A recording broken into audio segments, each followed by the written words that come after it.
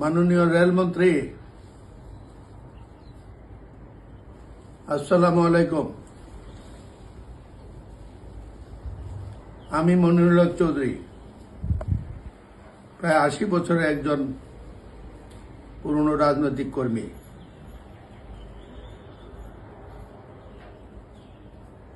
চিকিৎসার প্রয়োজনে গত সপ্তাহের শেষ দিকে আমি সিঙ্গাপুরে এসেছি। সকালে নামাজ পড়ে ঘুমিয়েছিলাম, উঠেই টেলিভিশন অন করতেই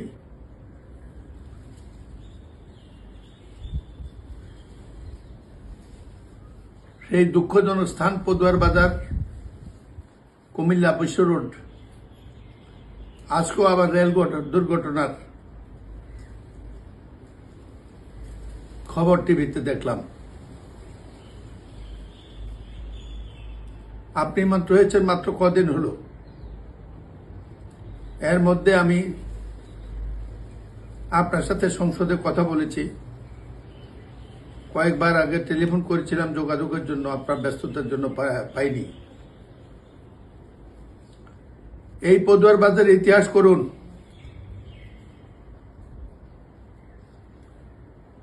ঢাকা চট্টগ্রাম মহাসড়ক যখন কুমিল্লায় বাইপাস হয়,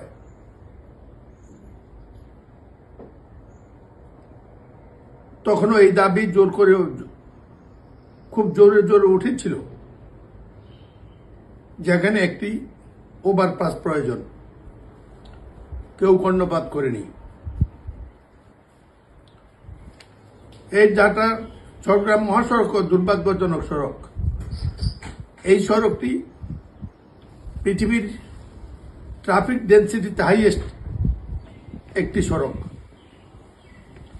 আবার এই সড়কটি যে দিক দিয়ে গিয়েছে সেটাও জনঘনত্বের দিক থেকে হাইয়েস্ট। কেউ যখন লক্ষ্য করেনি কোনো সময় এই সড়ক এবং পদুয়ার বাজার রেল ওভারপাসের ব্যাপারে, দেশ নেত্রী বেগম খালেদা জিয়া, মরহুম অর্থমন্ত্রী জনাব সাইফুর রহমানের নজর আমি কেড়েছিলাম। ওনারা সম্মতি দিয়ে পদুয়ার বাজারে একটি রেল ওভারপাস অনুমোদন করেছিলেন ঢাকা চট্টগ্রাম রাস্তা 4 লেন করার প্রকল্পে।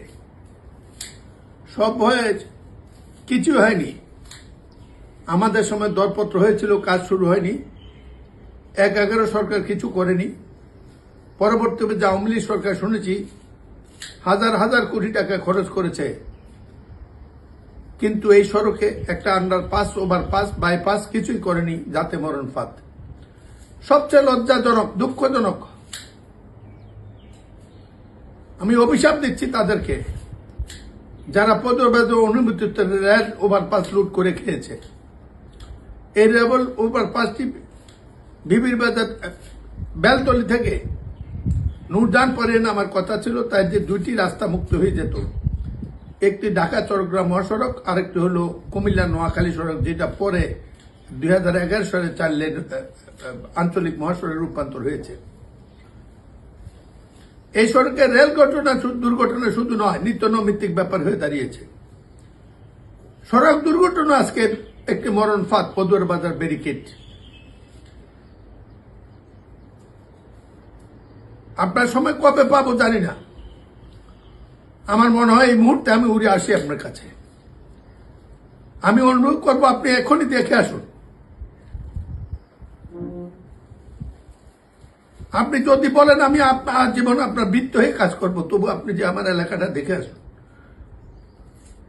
এই বয়সে এগুলা সহ্য হয় না।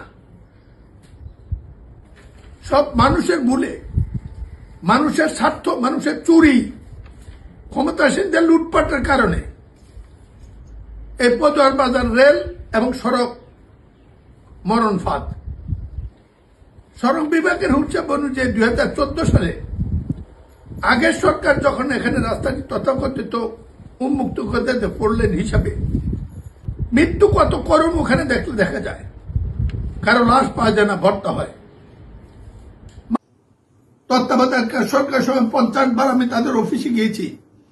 আপনার রেল সচিবকে জিজ্ঞেস করে দেখতে পারুন, প্রকল্পটি চূড়ান্ত করা আছে। অবিলম্বে তার অনুমোদন ডিক্লেয়ার করুন, কাজ শুরু করুন। পদুয়ার বাজারের যে লুণ্ঠন হয়েছে ওভারপাস, সেটাকে আবারও এখান থেকে তুলে নূরজাহান পার করে রাস্তাটিকে মুক্ত করে মানুষকে জীবন বাঁচান। আমি সিদ্ধান্ত নিয়েছি আমার চিকিৎসা যে অবস্থায় থাকুক, 29 তারিখে ইনশাল্লাহ সংসদে দেখা হবে। আমি আপনার কাছে আবেদন জানাই, দলের কর্মী হিসাবে, নেতা হিসাবে, আপনার ছোট ভাইয়ের মতো আমি আপনার কাছে ভিক্ষা চাই, আশ্রয় চাই। আল্লাহ আপনাকে সাহায্য করুক। এই পদুয়ার বাজার রেল ওভারপাস এবং পদুয়ারের সৃষ্ট মানব সৃষ্ট আওয়ামী লীগ সৃষ্ট এই মরণ ফাঁদ তুলে দিয়ে কুমিল্লার দক্ষিণ মানুষকে নির্বিঘ্নে কুমিল্লা প্রবেশের সুযোগ দিন। নোয়াখালী, চাঁদপুর, চট্টগ্রাম দক্ষিণের সকল উপজেলা মানুষ আর শহরে ঢুকতে পারে না এই মরণ ফাঁদের কারণে। তখন একজন অতিরিক্ত সচিব ছিলেন ফরিদুদ্দিন ক্ষমতাশালী, তৎকাল যোগাযোগ মন্ত্রীও তার সাথে কুলায় নাই। সেই কাজটি লুণ্ঠন করে আজকে এই দানবীয় মরণ ফাঁদ সৃষ্টি করে কুমিল্লা মানুষকে বিপদে বলেছে। এখানেই রেল ঘটনা, এখানেই সড়ক দুর্ঘটনা। আল্লাহর রাস্তা এ থেকে আমাদেরকে রক্ষা করুন। আমার এলাকার মানুষের কাছে আবেদন জানাবো, আপনারা ঐক্যবদ্ধ হন। দক্ষিণ বাঁচলে কুমিল্লা বাঁচবে, আমার স্লোগানের সাথে একত্র হন। আমরা যদি কুমিল্লা শহরে ঢুকতে না পারি, এই কুমিল্লা আমাদের কোনো কাজে লাগবে না, দেশ আমাদের কোনো কাজে লাগবে না। আমি পরিষ্কার করে বলতে চাই, আমি আসার আগে মন্ত্রী মহোদয়ের একটা ফয়সালা চাই।